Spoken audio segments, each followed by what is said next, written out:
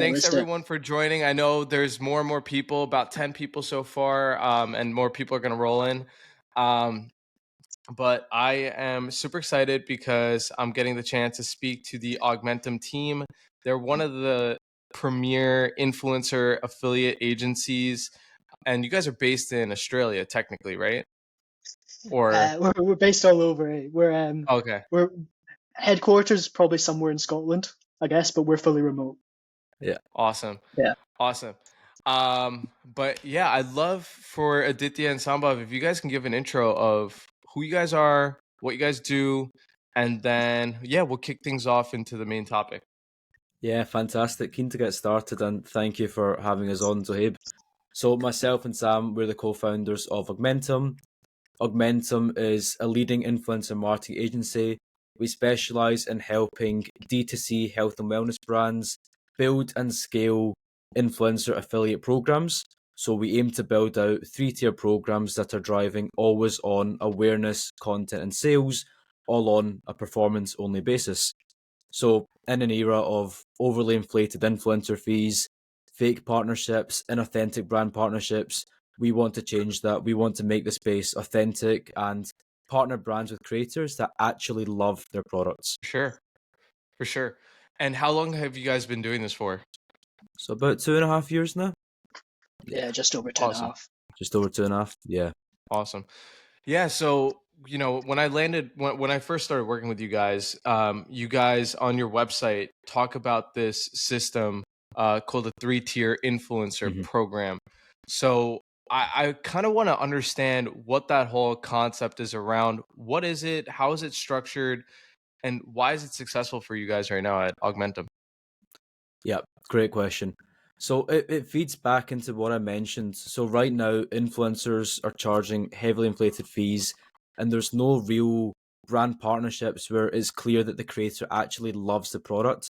So we wanted to change that. And what we've found is this 3-tier approach, it helps us in building brand ambassador armies where the influencers actually love the product, they resonate with the brand values, and they share the same brand mission. So the 3 tiers, how we go about forming these campaigns. Tier 1 is something called influencer seeding. Influencer seeding is when we send products out to targeted influencers, no strings attached. So they're not being paid to create content, they're not contracted to it. We simply send the product, and if they like the product, if they understand the brand values, if they share that mission, they create content. So in that tier 1, we get lots of awareness to targeted audiences. We get lots of authentic UGC content that can be repurposed on paid media, on organic channels. But most importantly, we form important brand influencer partnerships. We form relationships with creators that actually love the brand. And this is where tier 2 comes in. Tier 2 is the influencer affiliate partnerships. So these creators that we've seeded that love the brand, understand their values, we then give them the opportunity to become a brand ambassador, where every month they're sent products. We arm them with commission codes. We give the audience a discount. We give them brand assets.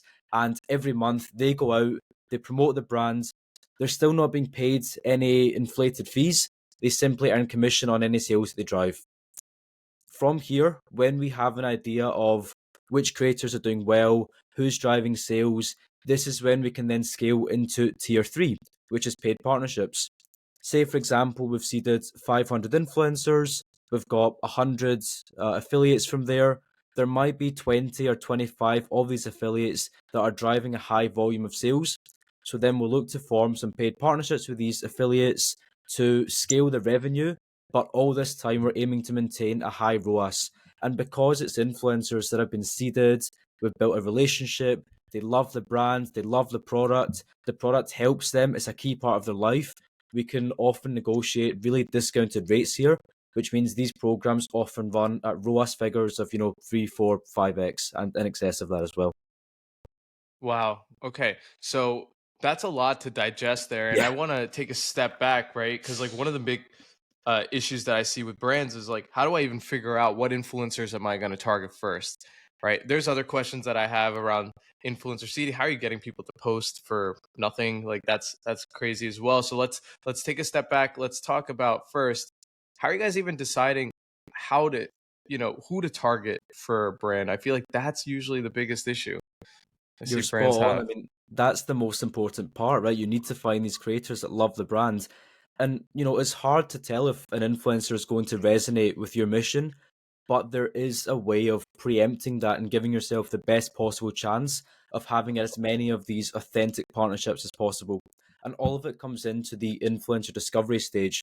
In the discovery stage, we aim to find hundreds of influencers that might be a potential brand fit. And there's 4 steps we look at here. The first step is the influencer profile themselves. So the Hmm. location, age, gender, keywords, what areas do these influencers talk about? What topics are they passionate about? Do these topics align and match with the brand values and the brand target audience? The second factor is the influencer demographics, their audience demographics. This is where we look at their audience in more detail. We look at where the audience is based, their age, their gender. We use tools they're so specific that if the brand wants an influencer whose audience is mainly in the finance profession, we can find that through the platform. And this is super important in making sure that the influencers we partner with, the majority of their audience fit our clients' ICPs. So we're ensuring that the audiences are both aligned. Next step is quite crucial. This is where lots of brands go wrong. And this is looking at the deeper metrics. So here we're looking at 2 things, the engagement rate and the authenticity rate. Engagement rate, we're making sure that influencers have tiny audiences, that they have audiences that care about what they're saying and are actively, engaging and resonating with their content. Authenticity rate, it's a shame, but nowadays lots of influencers are actively growing their profile by buying fake followers, bot followers. So we want to ensure that we're not partnering brands with subpar influencers. So again, the tools that we use, they have something called an authenticity checker, and we can make sure that creators that we're partnering with haven't engaged in the activity of buying followers. Finally, the most important one. So far, everything I've talked about has been data, platform driven, things that you can look at on a laptop and, get an insight there.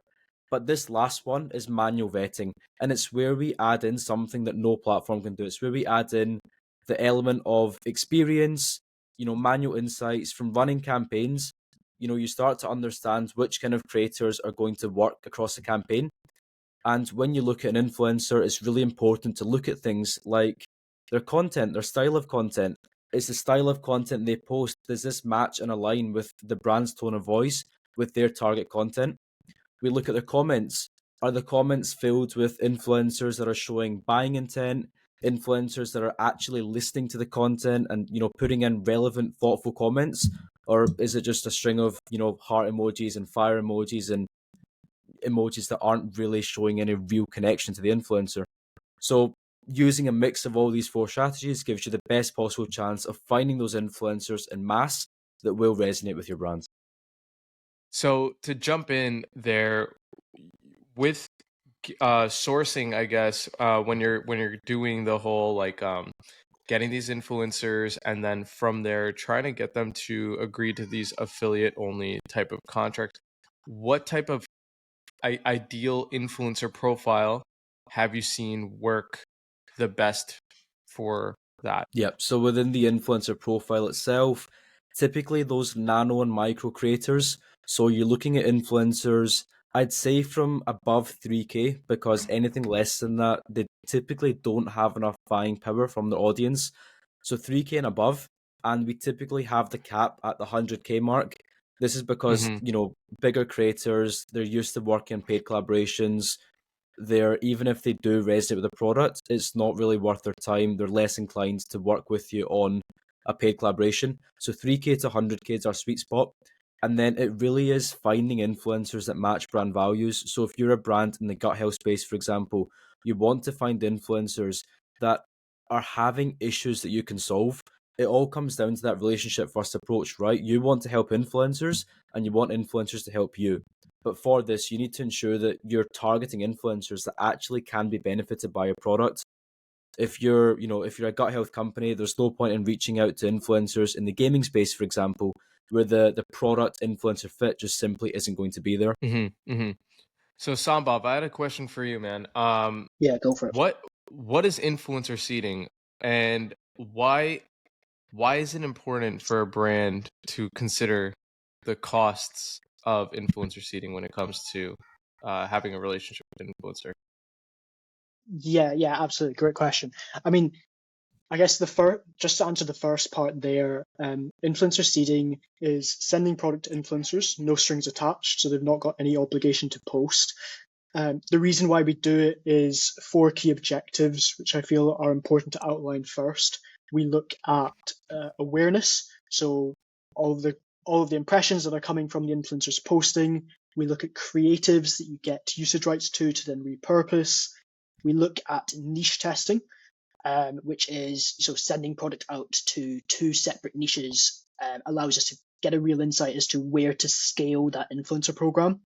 And then we also look at affiliates on board as a core KPI, which is really the primary KPI for all of our clients.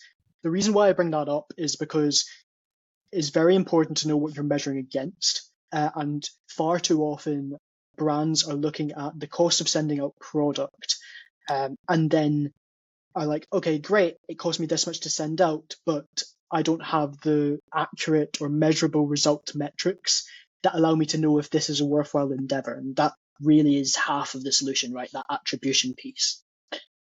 In terms of kind of where that cost lies, it is very much the cost of goods. You're not considering influencer fees in that seeding section. You're not considering kind of commissions in that seeding section because it's just that first stage.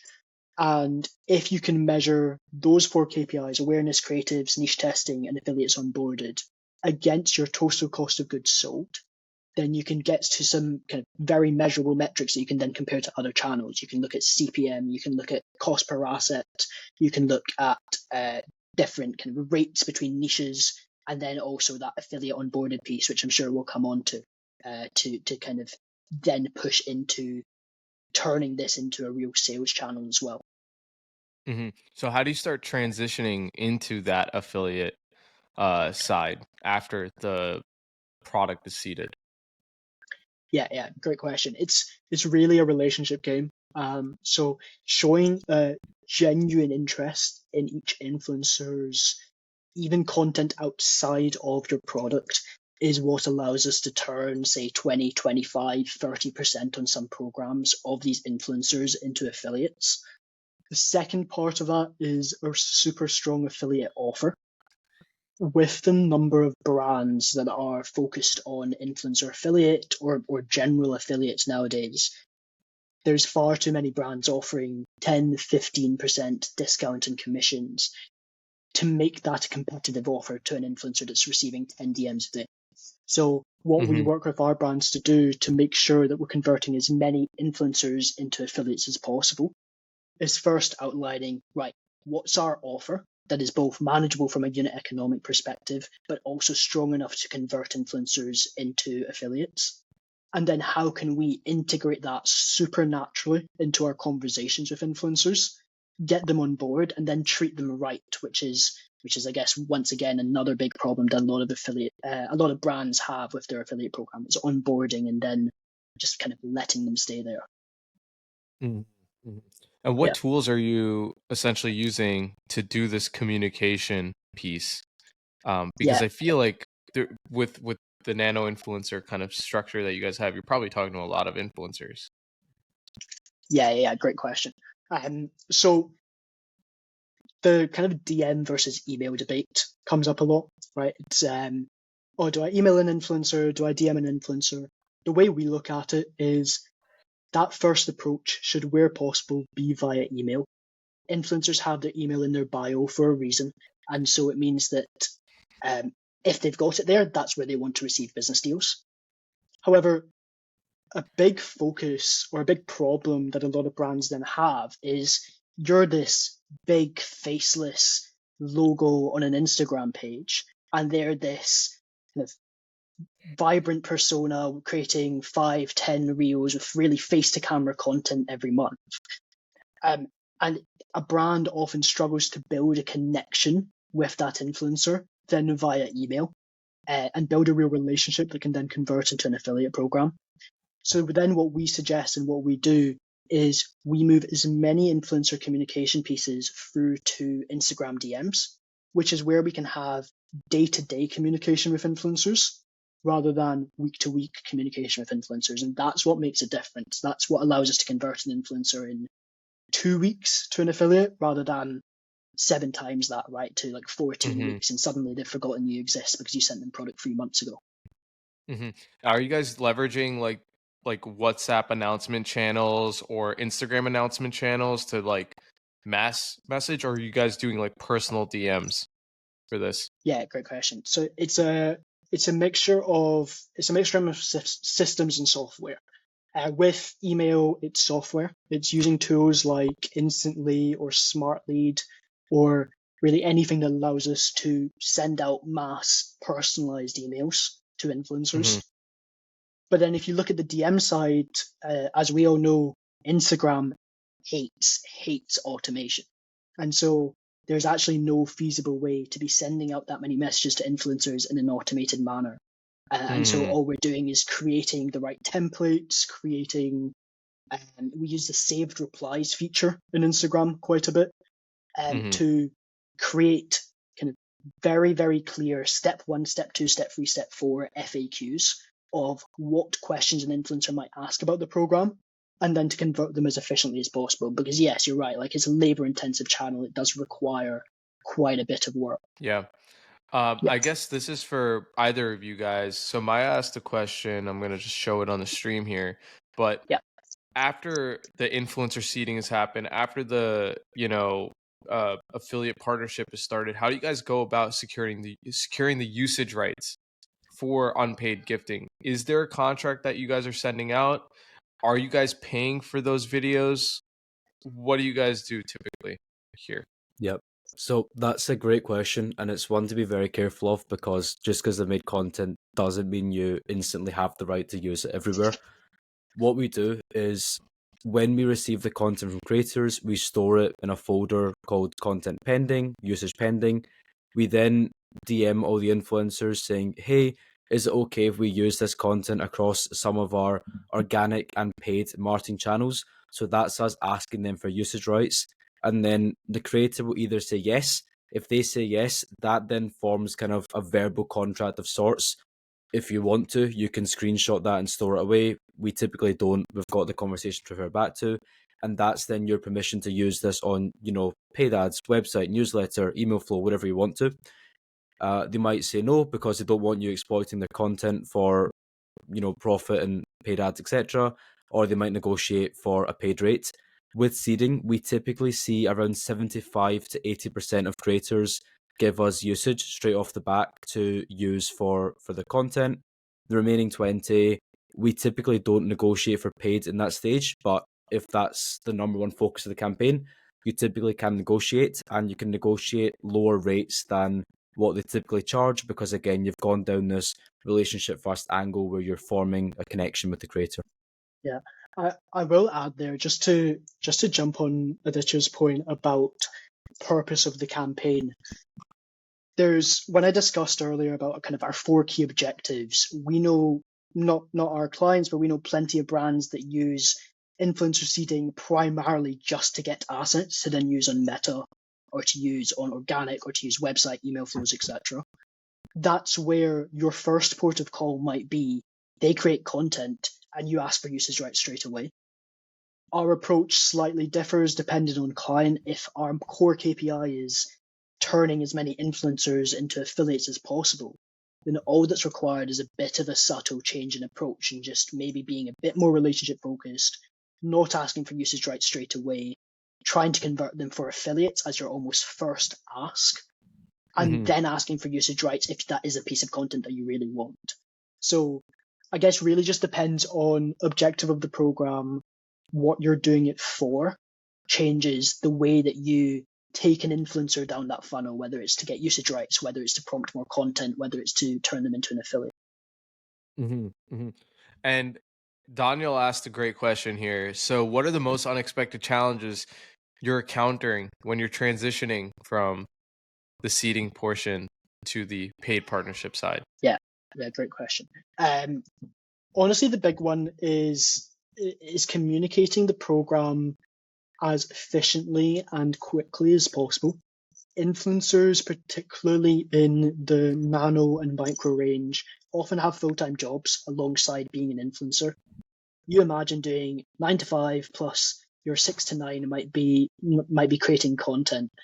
If I end up sending them a short story, like I'll often send into our internal Slack channels, then very quickly they're probably not gonna read it, and they're TLDR. probably and they're probably just gonna go, nah, that program's not for me. I'll just go into one of the other 10 brands that have messaged me. So it's building out a kind of step-by-step process of feeding them that information, but in really manageable kind of 1-2 paragraph sections that then gets them kind of converted for a conversation rather than a big old copy-paste message that takes up their whole phone. Yeah, I think that's a key point. And then to add to that as well, another mistake that brands, agencies often make is once they have affiliates onboarded, they think that's the puzzle done. They think that's going to drive results. It couldn't be further from the truth. We spend a lot of time in affiliate activation strategies. So say, for example, coming back to those 100 affiliates, right? It's very unlikely that all of them are going to create content regularly just if you let them go, essentially. We always say to affiliates that to be on the program, we'll send you a product. In return, you might make 2, 3, 4 bits of content a month. You need to regularly check that these influencers are creating content. You need to make the process as easy as possible for them, whether that's giving them brand assets, giving them content inspo, giving them high performing creatives that have worked for you in the past. We also look to do, continued community building with these affiliates, whether it might be organizing founder affiliate phone calls where the affiliate can learn more about the brand journey, their vision from the founder themselves. We might do things like competitions, exclusive access to product launches. Anything we can do to make these affiliates feel special is what ultimately prompts them to create content and for them to then go and drive sales from there. Awesome. So I want to start diving into the performance side of things. So KPIs, metrics, all the number nerdy stuff. Okay. So when it comes to assessing which influencers are performing well for you, what types of KPIs are you looking at? And what are some, I guess, napkin math benchmarks that you would suggest people should look out for when working with an affiliate? Self-proclaimed data nerd, so I'll take that. I guess first we'll touch on channel as a whole. What we end up doing is really looking at influencer affiliate as a channel or in different segments of niches first. That gives us an insight as to where to look for kind of individual influencers. If you imagine kind of one influencer that's performed incredibly well that is maybe part of the mumfluencers niche, however, perhaps that whole niche isn't performing incredibly well for the brand, then there's a lot to be said that isn't actually an area to scale for the brand and maybe just scale with that particular influencer. So that's why we look at it kind of holistically first and then come in and narrow down. So holistically, we're looking all the way down the funnel. What we end up doing is build out a bit of a kind of mini influencer affiliate funnel, tracking metrics like how many influencers are we outreaching, which is our controllable, what percentage are opting in. So is our outreach messaging resonating with this type of influencer? Typically, we see kind of anywhere from 20 to some of our programs have 35, 40% opt-in rates. We then look at awareness. So are the influencers liking the experience and creating content? We look at the creatives, so both quality and quantity. Are the influencers active? And are they good creators that can actually create converting content? And then kind of continuing down that funnel is affiliate signups. So are we building good relationships?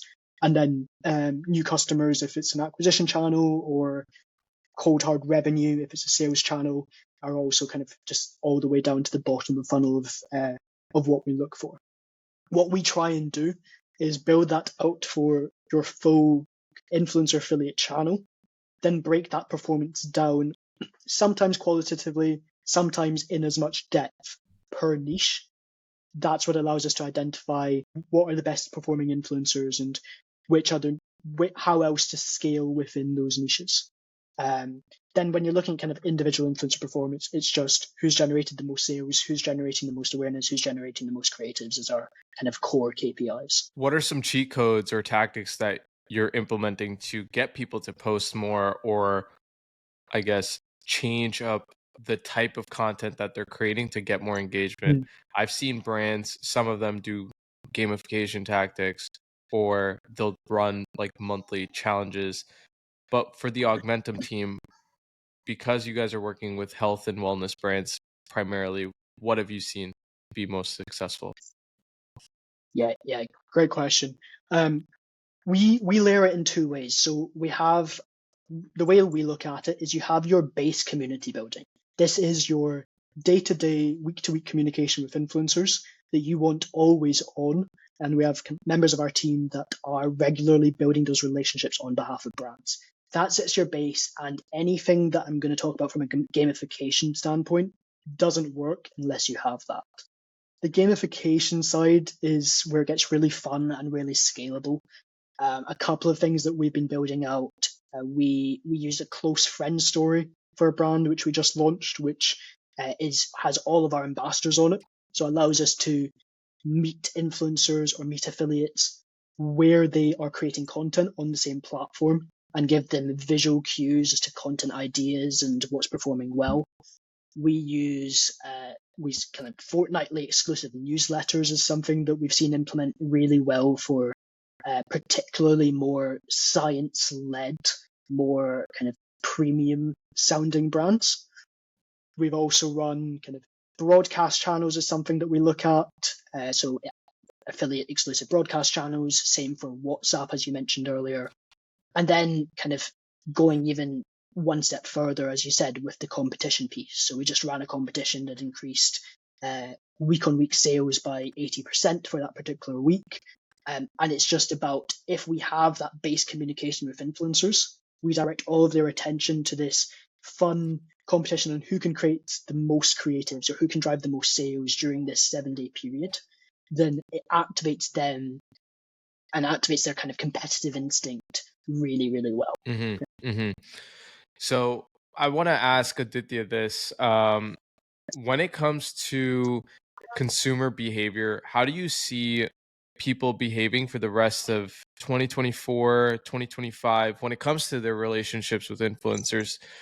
The FTC is constantly, and obviously in the US, is constantly coming out with new regulations and getting people to like disclose more. Like, do you see that being a particular, I guess, detriment to influencer and affiliate marketing at all? Yeah, there's two ways of looking at it. One is obviously they're cracking down regulations. I think everyone saw Stephen Bartlett, Zoe, what's happening there.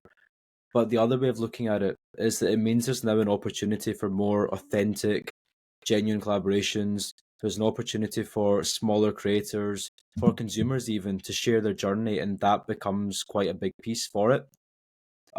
Me and Sam always joke that we are the target market for a lot of our clients. We both live and breathe health and wellness, so we really understand the buying psychology.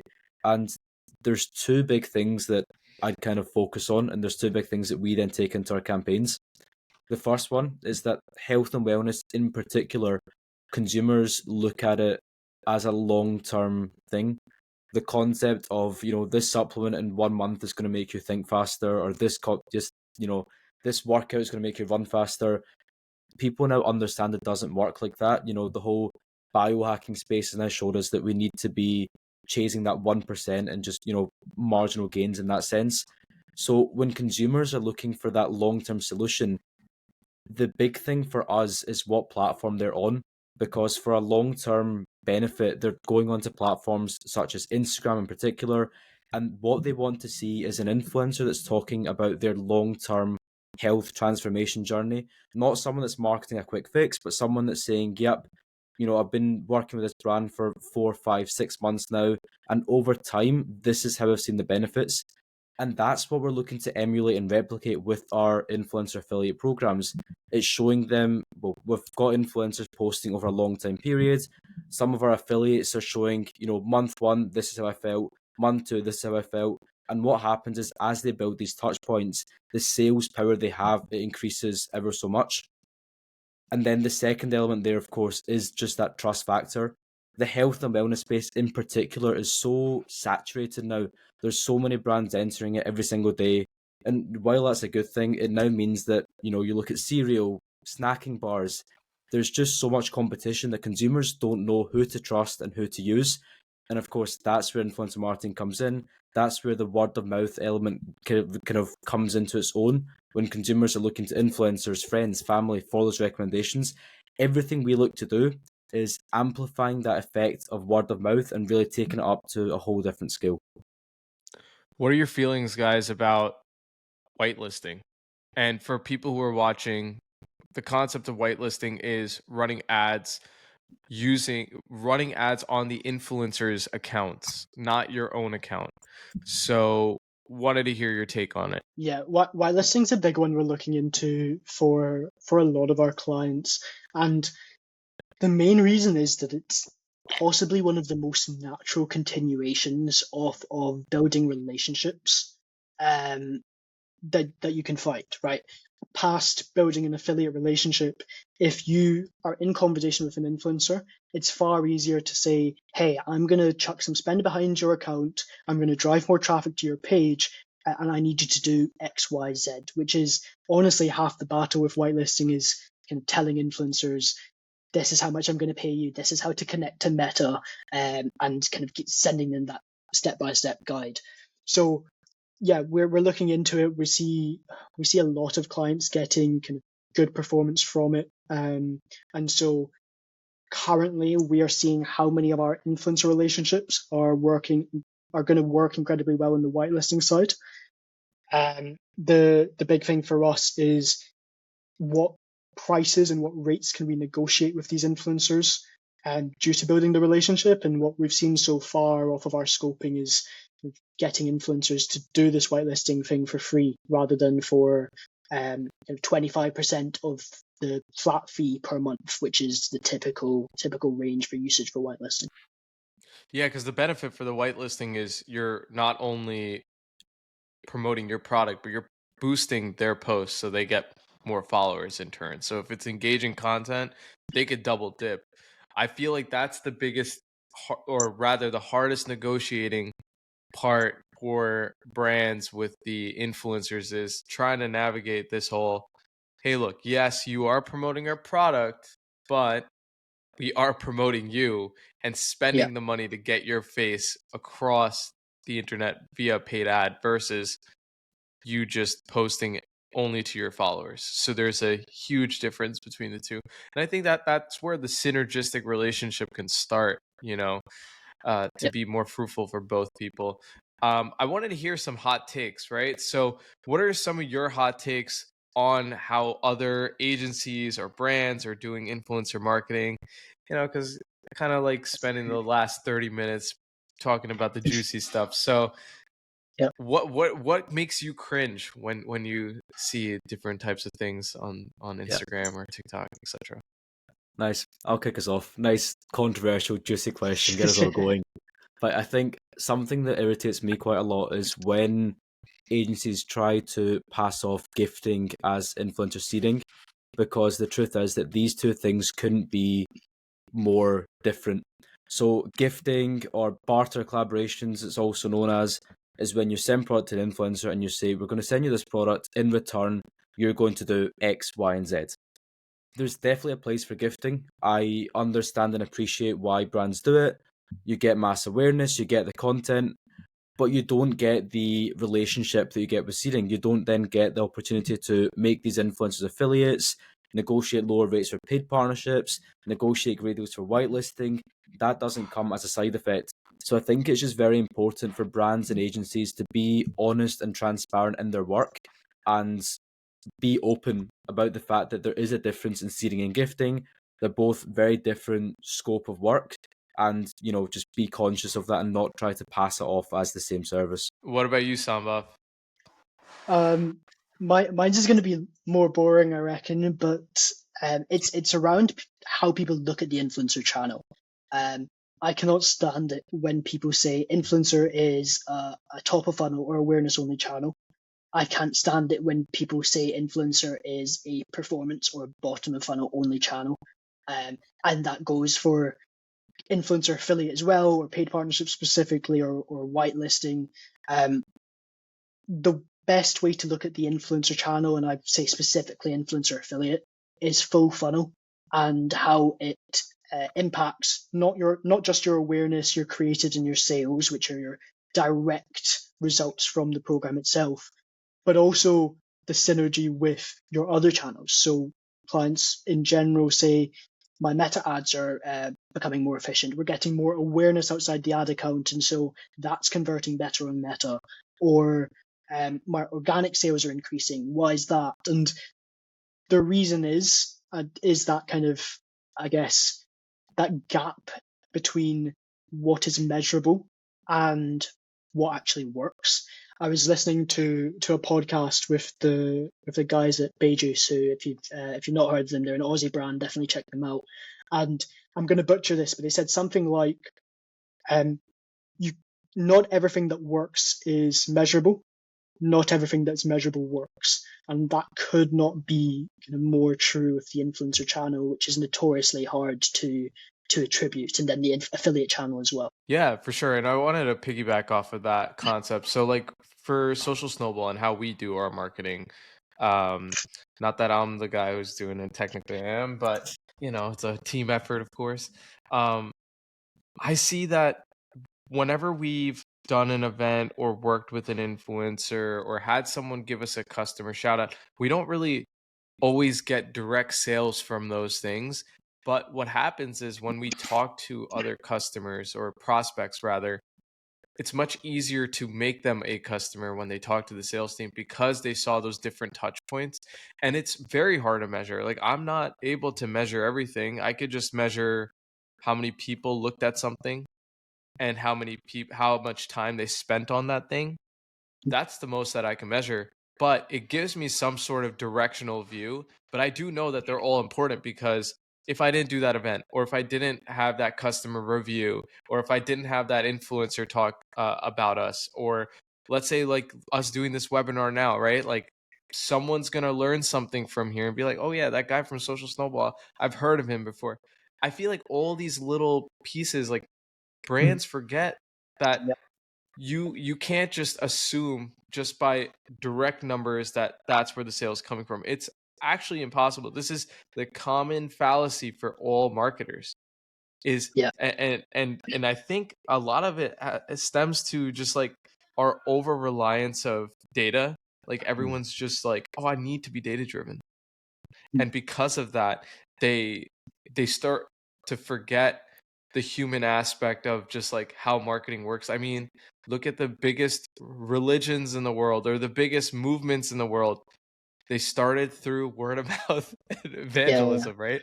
So that's how I think of influencer marketing, right? They're just like, it's just like, oh, you heard something cool, it stuck. Then you heard it from another person, it stuck. And then you went to an event, and then you're like, I keep hearing these people everywhere. All right, I think I gotta put my money down on this thing. Yeah, and it's interesting. Obviously, mapping that customer journey is incredibly important, and I know just how much money goes into attribution and all the different platforms out there as well, and mapping out where people go after seeing an influencer post. But you said a point there talking about kind of being data driven that I think is so kind of misconstrued in a lot of people's minds. The way we look at being data driven doesn't mean that every single decision is based on data. It means that, because then you're not going to make any decisions, or you're going to make the wrong decisions based on looking at the wrong numbers. If you look at Meta's attribution, you're going to run at a 10x ROAS when they say, if you scroll past the ad, it's now attributed to us. But on the flip side, it's actually looking at the data points that matter and outlining, okay, directionally, when we did this influencer seeding push, or when we ran this webinar, did our revenue increase in the month or 2 months after that, were there any other variables at play? That itself is data, but it's often not what people mean when they say data driven. And I feel like that kind of gap in understanding is what causes a lot of those mistakes. Yeah. Yeah, And it's just to come back, directional.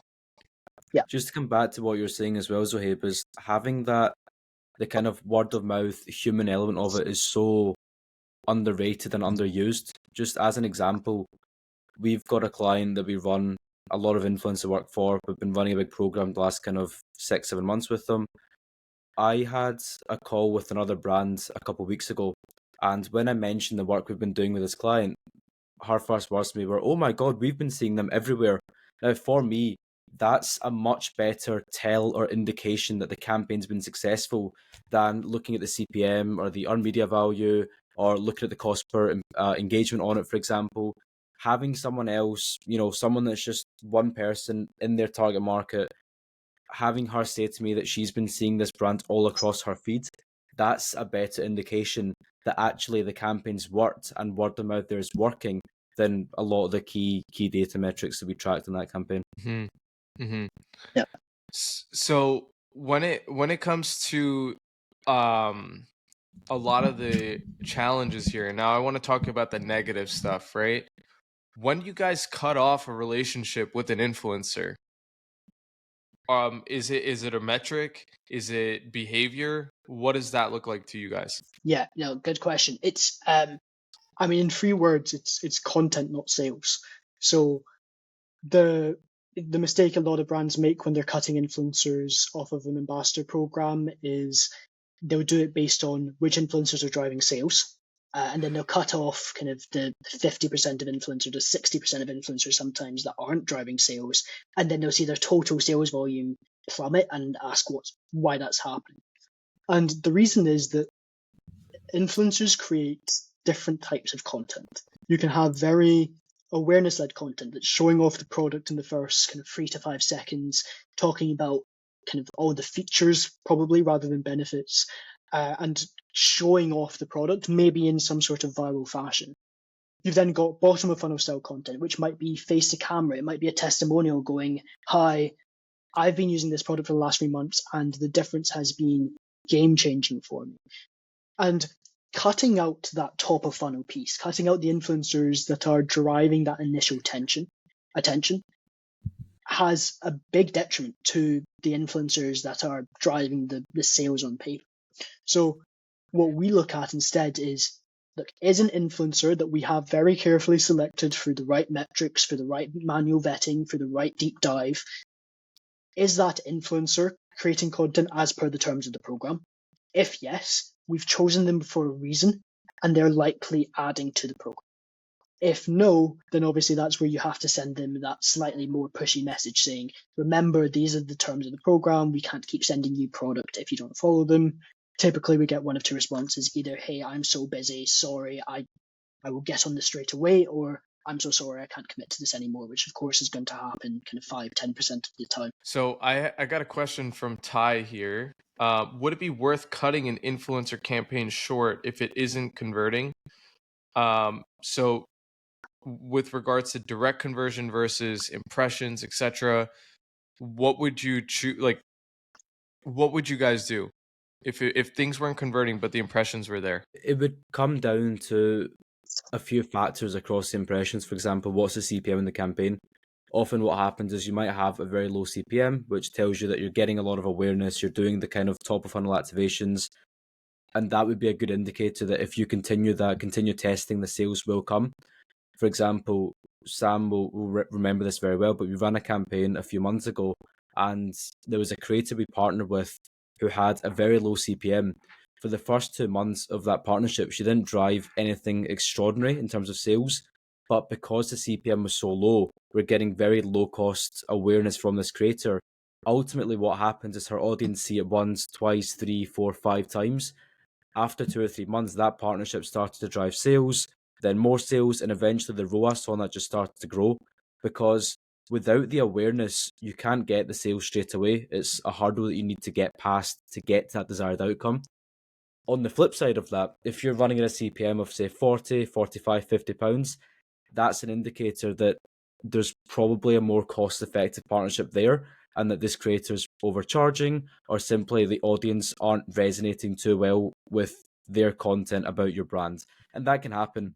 I saw yesterday that, only 30% of influencer partnerships drive ROAS straight away. The remainder of them, they'll struggle to even break even. But it's a case of looking at the ones that are driving ROAS, identifying the common traits. There will always be some sort of underlying factor. It might be age, gender, location. It might be a content type. It might be a certain theme. But identifying what that is, and then allocating more budget to doubling down on that and finding more creators that fit the similar mold, that's where the best programs will scale and drive the ROAS from there. Mm-hmm. One concept that I think a lot of brand owners, marketers, etc. forget is every post is enhancing your SEO in general, right? So for the people that are listening, search up Tabs chocolate, for example. All they're doing is spamming content. So you search up Tabs and you'll just see Tabs chocolate, specific accounts, tons of content, tons of posts, tons of hashtags, etc. That's all enhancing, not just me visually seeing like, okay, I see this cool big influencer. Oh, Kim Kardashian post. No, you're gonna just see that content just pop up on For You pages. Normal, average influencers might be like having their posted boosted up, and then now you may just have a random viral moment. And that's how that brand grew. I wanted to ask you guys, what are some of your favorite brands or favorite influencers that you've seen in your past couple of years of experience now doing this kind of pop off? Can we name our clients?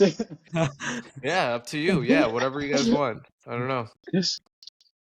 Yeah, I mean, on my side, there's a sustainable deodorant brand that we're working with in the UK where really, I mean, I'm seeing them on my feed everywhere, and I'm not even sure I'm kind of their full target market, which says which says just how far we've kind of scoped out and how many different directions we've gone with the influencers there.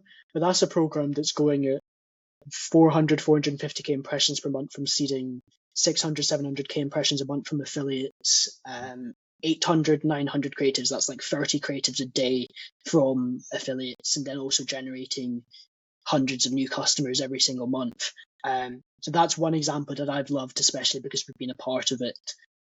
Tabs is obviously the very famous one from all my Twitter scrolling, and then I know the guys at Obvi do really well with their influencer seeding piece as well.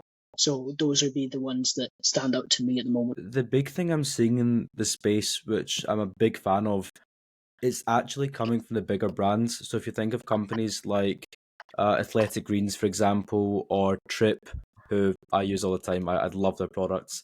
But these brands, they are so good at viewing influencer marketing as a whole as something that's a solution for their entire marketing fit. Like Sam mentioned earlier, they don't just view it as top of funnel. It's not just bottom of funnel, but it's something that is going to help their entire marketing materials across the board. And I think that's such a good way to look at it, because using Trip as an example, CBD company, it's a bit hard on the paid ad side. There's lots of regulations. But what they've done is so brilliant. They've got creators everywhere that love the brand. They've got influencers marketing it in their own way. So I see influencers marketing Trip as, I have this before bed for a good night's sleep. I see influencers marketing it as, I don't drink alcohol anymore, and this gives me a similar vibe to it. It gives me a nice buzz and I feel good. I see influencers market it as, when I go out with friends, this is just, it tastes nice, they've got different flavors, and it's something I like to have. But letting creators describe your product and your vision in their own words and how they use it is something that's so effective but still underused. We still see so many brands giving out big 10-page briefs or content regulations and say this, don't say this. Sometimes letting a creator do what they do best is the best solution forward. Beautiful. So as we're getting closer to the closing time for this webinar, I want to ask you guys, both of you, what is some advice that you would give to a first-time brand that has never got into influencer marketing? What Yeah. should they start and what should they do? Yeah, so I feel like starting with the influencer piece is subtly different from not scaling, but from improving the influencer piece, or once you have already got that base.